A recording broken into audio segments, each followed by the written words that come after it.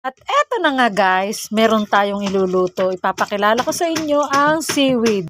Sa Ilocano is guraman ito. So, let's do this. Ipapakita ko sa inyo kung paano to gawin.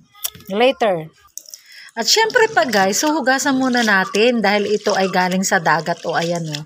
Ito maalat-alat at may buha-buhangin. So kailangan natin siyang hugasan bago ilalagay sa tubig na mainit.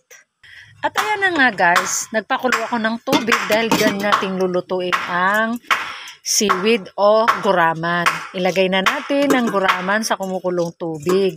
Tapos pag medyo naluto-luto na yan, aalisin natin mga 3 minutes or 2 minutes. Habang kumukulo guys, halo-haloin natin para ayan o, tignan mo. Brown na brown siya, tapos nung nakuluan na siya is naging green o, diba? Ang ganda, magic. Nag-magic si Ami Susi, oh. Maya-maya tatanggalin na natin yan kasi hindi siya pwedeng ma-overcook. Dapat medyo malutong siya, guys. Yung crunchy-crunchy. Mga 1 minuto pa, guys. At ayan na, guys. Luto na. Pwede na natin siyang hanguin. Ilagay sa isang plate na walang tubig. Ayan.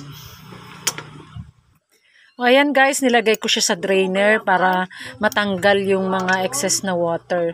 Ayan o, may suso pa guys o. Ay, may small na suso. Nakuha ko. Ay, itapon natin to kasi hindi yan pwede.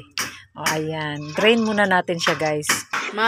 At ayan yung ingredients natin. Sibuyas, kamatis, at saka luya. Diyan natin nilalagay ang seaweeds. Yan, lagay na natin dyan guys.